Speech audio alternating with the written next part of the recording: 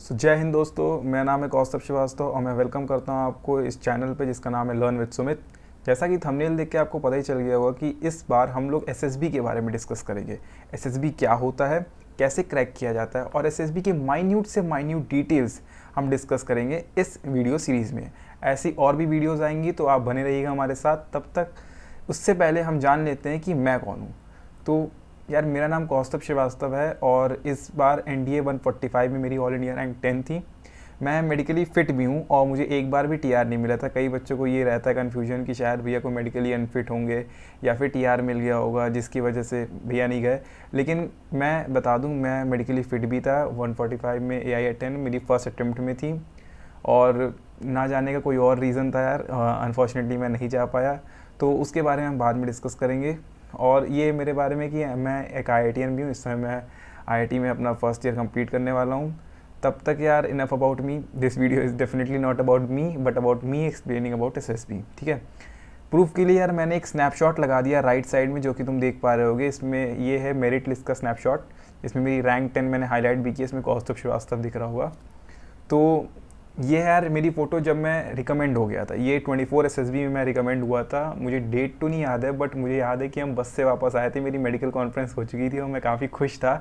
तो उसी के बाद ये लास्ट टाइम था जब मैंने अपना ये +6 का चेस्ट नंबर पहना था जिसमें टॉप गन लिखा हुआ था। आप लोग भी अपने लिए कुछ भी लिख सकते हैं उस चेस्ट नंबर पर। इसकी बातें हम बाद में भी करेंगे। तो इसके आगे बढ़ते हुए यार, अगर मेरे बारे में ज़्यादा जानना हो तो अनअकैडमी में मेरा एक इंटरव्यू हुआ था जिसका आपको लिंक मैं डिस्क्रिप्शन में दे दूँगा। चैनल का नाम था कैमोमाइल टीवी टॉपर्स और आप उस पर जाओगे तो मेरे वीडियो पड़ा होगा, आप उसको देख सकते हो। उसमें भी मैंने काफ़ी चीज़ SSB के बारे में एक्सप्लेन की है। बट इस वीडियो सीरीज़ में मैं हर चीज़ माइन्यूट से माइन्यूट डिटेल्स जो कि आप लोग मेरे से पूछते हो इंस्टाग्राम के थ्रू, फेसबुक के थ्रू, मैंने एक्सप्लेन करने की कोशिश की। क्योंकि मैंने ये ऑब्ज़र्व किया था कि यूजुअली सभी का लगभग एक ही जैसा डाउट होता है। तो मैंने सोचा क्यों ना अलग अलग सबको बताने से अच्छा है कि एक वीडियो सीरीज़ ही बना दी जाए जिस पे मैं हर चीज़ आपको एक्सप्लेन करूं और सबसे सिंपलेस्ट वे में, without over hyping any information. Market में क्या है यार कि SSB को काफ़ी ओवर हाइप करके दिखाया जाता है ताकि बच्चा कोचिंग ले, ताकि वो महंगी महंगी कोचिंग में जाए और काफ़ी पैसे वेस्ट करे, जो कि मुझे नहीं लगता कि सही है। SSB में अगर आपको कोचिंग लेनी तो that is all your decision, आप लेना चाहो तो लो। बट मेरा काम है कि मैं आपको एक ट्रुथ बताऊं कि SSB होता क्या है। मैंने कोई भी कोचिंग नहीं ली थी, ना ही मेरी कोई प्रायर प्रिपरेशन थी। मैं एज इन थ्रू गया था, एकदम रॉ गया था मैं और रॉ ही वापस आया। और यार मुझे जितना याद है कि मेरे लगभग 590 या 600 मार्क्स थे रिटर्न में और लगभग 400 थे SSB में। For that I scored AI 10। तो उससे पहले यार शुरू करते हैं कि ये SSB होता क्या है। तो यार SSB जैसा कि अलग एंट्रेंस एग्जाम होते हैं तो SSB एक सिलेक्शन प्रोसीजर होता है। सेकंड स्टेज होता है। फर्स्ट स्टेज क्या होता है यार, रिटर्न होता है। पहली बात तो रिटर्न के लिए खुद ही 7 से 8 लोग NDA में बैठते हैं, या फिर दूसरी ही कोई एंट्री ले लो CDS की, FCAT की, तो उसमें भी काफ़ी लोग बैठते हैं। लेकिन उसमें से भी छट के जो आते हैं लोग, जो कि क्रीम खुद में ही क्रीम होते हैं, वो आते हैं SSB में। तो SSB यार इसलिए टफ हो जाता है because this is a competition amongst the cream. तो इसलिए इसमें काफ़ी ज़्यादा सिलेक्शन रेट कम होता है।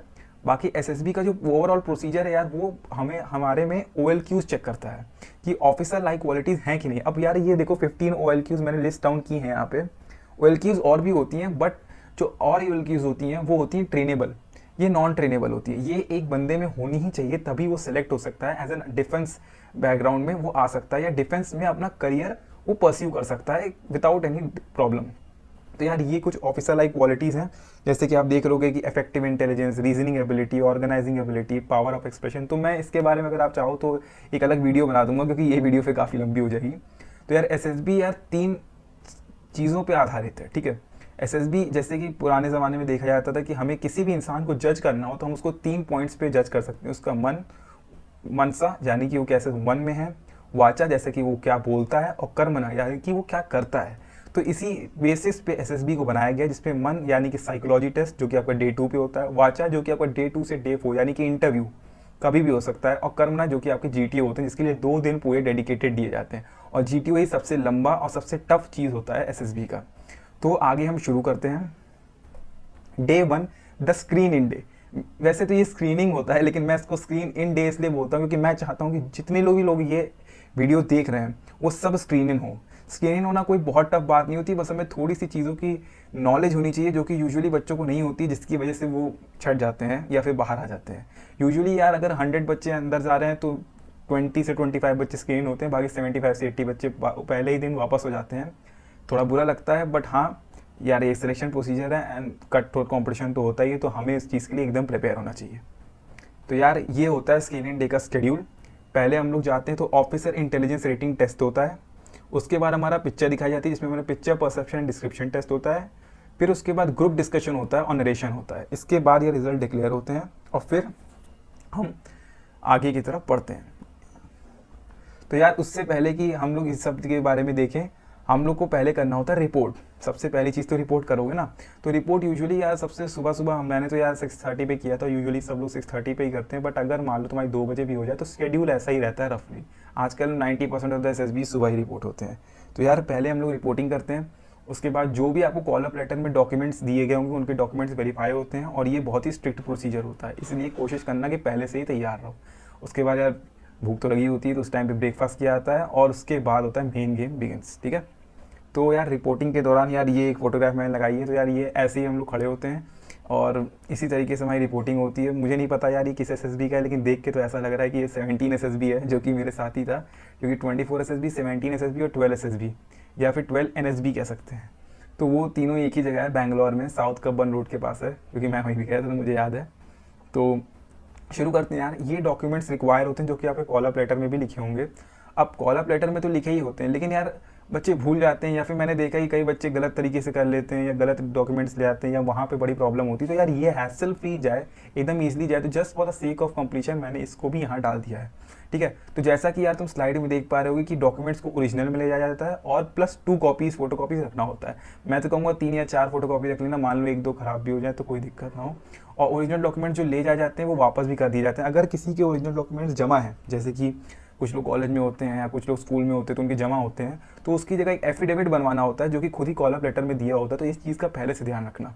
फिर भी मैं एक बार बता देता हूँ कि यार 10th का सर्टिफिकेट और 10th की मार्कशीट, 12th का सर्टिफिकेट, 12th की मार्कशीट, ये ले जाना, ओरिजिनल में ले जाना। मैं फिर कह रहा हूँ ओरिजिनल इज इंपॉर्टेंट, प्लस 2 या 3 फोटोकॉपी रख लेना इसकी।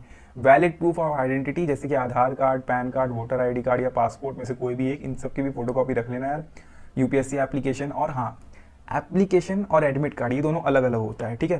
तो एप्लीकेशन की भी और एडमिट कार्ड की भी ड्यूली साइंड और एफिक्स्ड। एफिक्स्ड मतलब होता है यार कि तुम अपना उस पर सिग्नेचर कर दो, समझ रहे हो, उस पर सिग्नेचर कर दो, उसको एफिक्स कहते हैं। वे सेल्फ अटेस्टेड फोटोग्राफ या लेना फोटोग्राफ, उसमें नोटिफिकेशन में आती है, मुझे लगता है कुछ 20-30 फोटोग्राफ चाहिए होती हैं, और जो साइज़ की दी होती हैं उसी साइज़ की फोटोग्राफ ले जाना, ठीक है, वरना प्रॉब्लम होती है।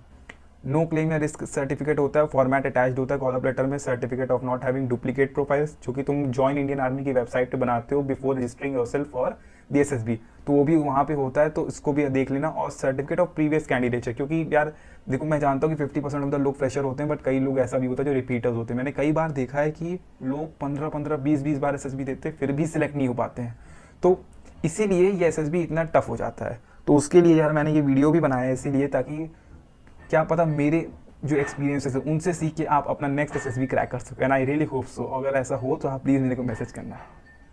तो यार शुरू करते हैं। पहले यार शुरू करने से पहले यार ब्रेकफास्ट कर लेते हैं, हाँ, क्योंकि भूख लग जाती है उस टाइम तक। तो हम लोग यार सुबह एंट्री करते हैं, सुबह एंट्री करके हमारे डॉक्यूमेंट्स वेरीफाई होते हैं, हमें चेस्ट नंबर अलॉट होते हैं, ये उस दिन के लिए अलॉट होते हैं चेस्ट नंबर, और फिर हम तुरंत चले आते हैं ब्रेकफास्ट करने। ब्रेकफास्ट करने के बाद लगभग 8 बजे हमारा मेन गेम जो होता है वो शुरू होता है, और जिसका नाम है ऑफिसर इंटेलिजेंस रेटिंग टेस्ट या फिर OIR। ये स्क्रीनिंग टेस्ट या स्क्रीनिंग टेस्ट का स्टेज 1 होता है, OIR यानी कि ऑफिसर इंटेलिजेंस रेटिंग टेस्ट। अब इसमें यार ये बेसिकली एक इंटेलिजेंस टेस्ट होता है जिसमें कैडेट की एक रीजनिंग कैपेबिलिटी और क्वेश्चंस को सॉल्व करने की कैपेसिटी देखी जाती है। क्योंकि ऐसे कि ऑफिसर हो गया तो ऑफिसर में बनने के बाद डे टू डे लाइफ में काफ़ी चैलेंजेस आएंगे, काफ़ी दिक्कतें आएंगी, तो या क्या कैडेट उस चीज़ को झेलने के लिए तैयार है, इस चीज़ के लिए इंटेलिजेंस टेस्ट या OIR टेस्ट होता है। इसमें यार क्वेश्चन जो होते हैं ना वो वेरी कर सकते हैं फ्रॉम सेंटर टू सेंटर, ठीक है। कुछ पे 40 होते हैं, कुछ में 60 होते हैं, 40 to 80 मान लो, लेकिन जो चीज़ कांस्टेंट रहती है वो होती है टाइम, और वो होता है लेस देन 30 सेकंड्स पर क्वेश्चन। इसमें यार नो नेगेटिव मार्किंग होती है, तो लास्ट में एक तुक्का भी मार सकते हो। और 2 टेस्ट होते हैं back to back without any break, एक नहीं 2 होते हैं, ठीक है। इन दोनों टेस्ट के पहले या फिर जो तुम्हारे टेस्ट हो रहे हैं उसके पहले वो लोग ऑफिसर आता है जिसमें आपको एक्सप्लेन करते हैं कि ये टेस्ट होगा कैसे, और एक्सप्लेनेशन सबके लिए सेम होता है, फिर चाहे वो रिपीटर हो या फिर वो फ्रेशर हो। तो फ्रेशर को ऐसे डरने की बात नहीं कि यार मुझे कुछ पता नहीं, मैं तो पहली बार देखूंगा। पहली बार तो इस वीडियो में मैं सब कुछ कवर कर दूंगा, ताकि तो आप मुझसे तो ज़्यादा ही तैयार हो जाओगे।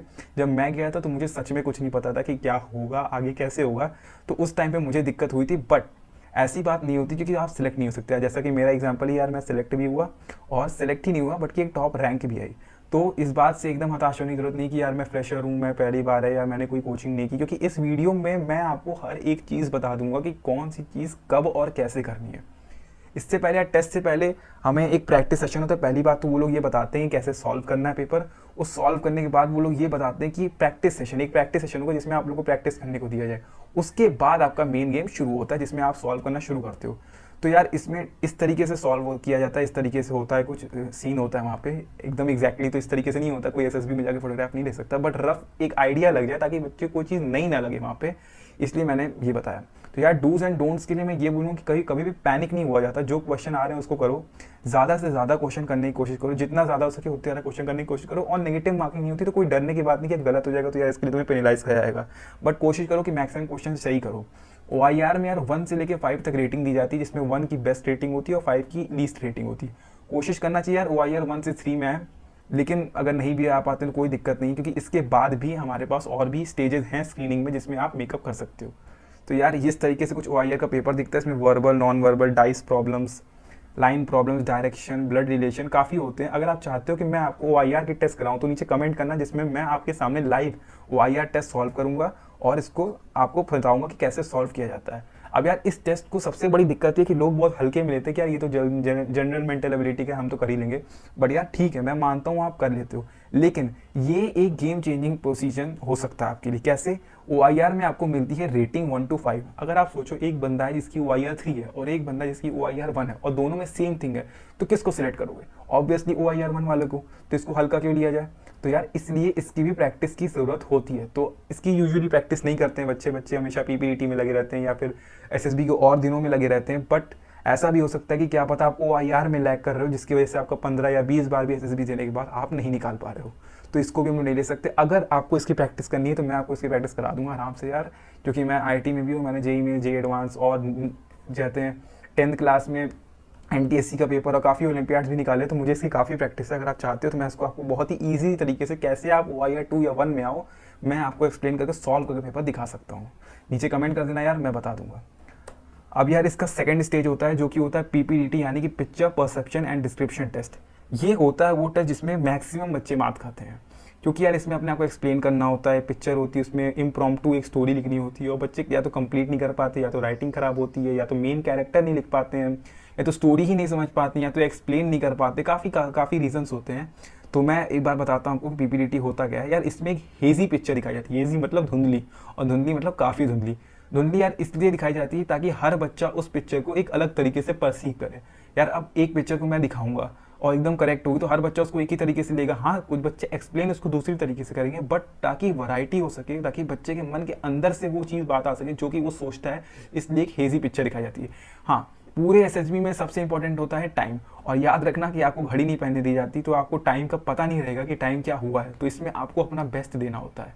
एक बेल जरूर रिंग होती है, लेकिन वो बेल तब रिंग होती है जब वो प्रोसीजर खत्म हो चुका होता है, तो उस बेल का मुझे नहीं लगता कोई काम होता है। तो यार मैंने जैसे एक्सप्लेन करा था कि यार एक हेजी पिक्चर होती है जो कि शो की जाती है। पिक्चर 30 सेकंड के लिए आती है। 30 सेकंड यार कम भी होता है, ज़्यादा भी होता है, कुछ के लिए कम, कुछ के लिए ज़्यादा, लेकिन इस 30 सेकंड में आपको एकदम अटेंटिव रहना है कि मैं कौन सी वीडियो पिक्चर देख रहा हूँ।